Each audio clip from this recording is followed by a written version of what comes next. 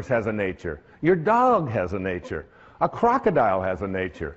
A duck has a nature. A crow has a nature. Everything has its nature. Everything has a dharma, including you. But what we've learned and we've grown up to believe is that I can't trust in that nature. My nature, to trust in your nature, to know that you came from a divine place of well-being, and to trust in it.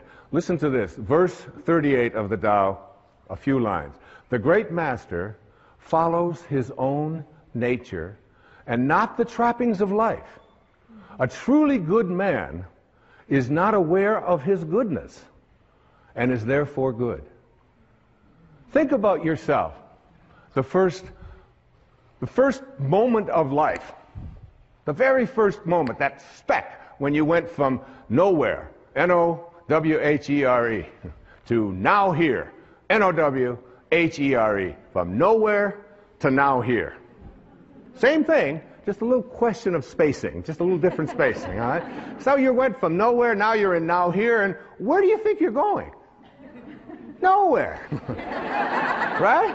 Back to nowhere. Who out there watching, who in this audience isn't going back to nowhere? That's where we're all headed, back to nowhere. So in that split second, then you lived inside your mother's womb for 9 months. And in that 9-month period of time, you trusted your nature. You didn't have a sonogram and say, oh my God, I don't have a nose. This is very scary. What if it doesn't show up on time? Or you didn't do any of that. You trusted completely in your own nature, right? And so did your mother. There's very little that you can do, because what you were to become, everything that this physical body needed, was all handled in there. And also, beyond what was needed for your physical world, and what Lao Tzu called the world of the 10,000 things. The 10,000 things. There's 10 zillion things, obviously, in the physical world, but that's how he named it, the world of the 10,000 things. And in that world of the 10,000 things, everything returns back to its source.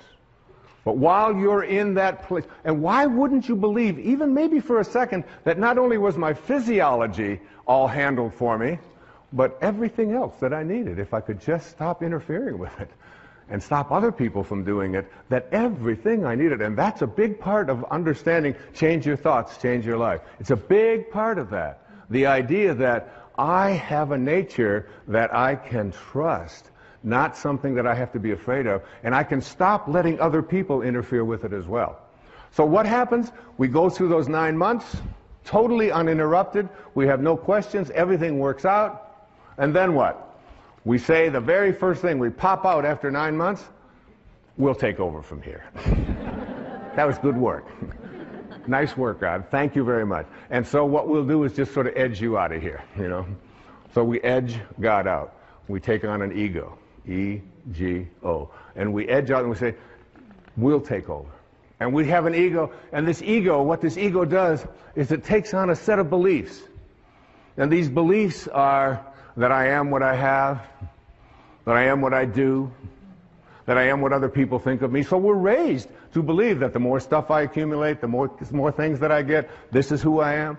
The more that people like me, this is what I'll get, and on it goes. I want to tell you a story. It's a story of one of my children. Her name is Tracy. We lived in Detroit when she was born. She came in as a little rebellious. She came in the middle of the Detroit riots when they said nobody is allowed to go out. Anybody that goes out is going to be arrested. And she said, this would be a good time for me to show up. Which is exactly what she did. So when she showed up, after about the second or third year, Tracy went to preschool. And she came home from preschool. She was about 3. And in that time she came home and she said, she handed me a paper, and it had a gold star at the top of the paper. And I looked at it and I said, and she said, Daddy, I got a gold star, I got a gold star. I said, I'm not really interested in gold stars. I said, but what are you doing? What is this? What? She said, well, we did something in school called adding, and I got them all right, and I know how to. I said, adding? I can't believe, you're 3. You can't learn to add when you're 3. And I went through this whole long thing about adding and how terrific it was, and she kept saying, Daddy, the gold star. Excuse me, but I was the only one in the class that got a gold star. I got them all right. I said, you know, Tracy, I said, honey, I said, some people just need to have gold stars, and teachers sort of like to give it out and make that the reason why you're doing something, I said, and set you apart from everybody else. I said, but your dad doesn't really care much about that and how you stack up with others, and they're going to be, I'm more interested in what you're learning. And she said, okay, she was used to that. She had a weird daddy, and she knew that. So about another month or so, she came home with a paper that had looked like it had had a gold star on it, but it had obviously been taken off. Her little thumbprints were all over, but there was a place that had been a gold star. It was taken off. And I said, what's this? Oh, she said, we're now doing subtraction. And I said, subtraction? That's amazing. And I took over by her dresser. I said, you know that money you've got in your piggy bank? I put it in my pocket. I said, that's called subtraction. Isn't that great? And she said, give me that money back. And we talked about subtraction. Finally, I couldn't take it anymore. I said, honey, what happened? What was this? What was here at the paper? And she said, oh, she said that. She said, the teacher gave me one of those gold stars. I said, really? I said, well, what happened to it? Oh, she said, I took it off. I said, well, what'd you do with it? She said, I gave it back to her. I said, well, what did you tell her? She said, oh, I told her to give it to someone who needs that sort of thing. True story. Yeah. And there she is. She's standing right here. She's going to be 40 this year, my daughter Tracy.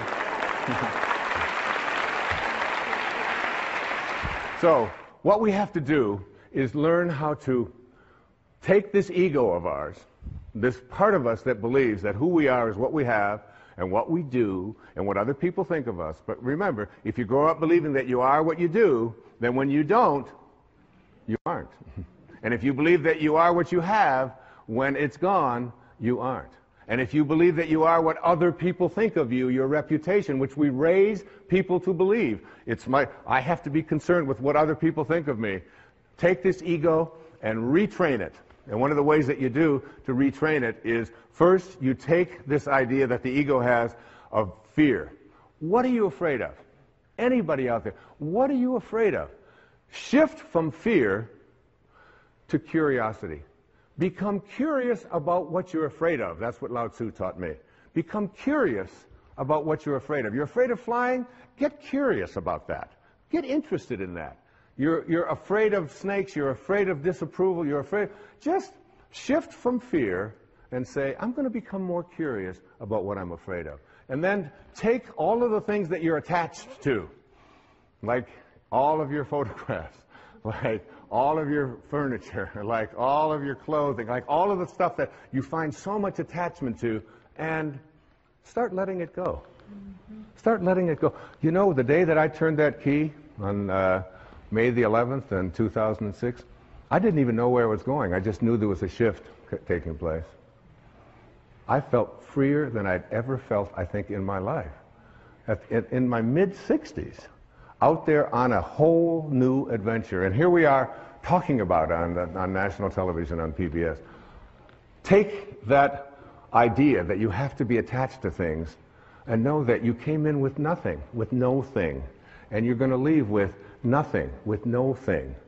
And understand that your life is a parenthesis in eternity. Live there without attachments. And then take your need to be in control of yourself, of others, of the situation, and shift from control to trust. Begin to have a trust. Lao Tzu is profound about this. In each one of the 81 verses, it comes up about 60 times as you look at letting go and letting God, allowing yourself to trust in your nature, allowing yourself to no longer believe that everything has to be controlled by me, and that other people no longer have to be in control of me as well. Begin to trust. Just like you did for the first 9 months. You trusted. Your nose showed up. Your height showed up. Your eyes showed up. Whatever. It all showed up. It's all perfect. It's all divine.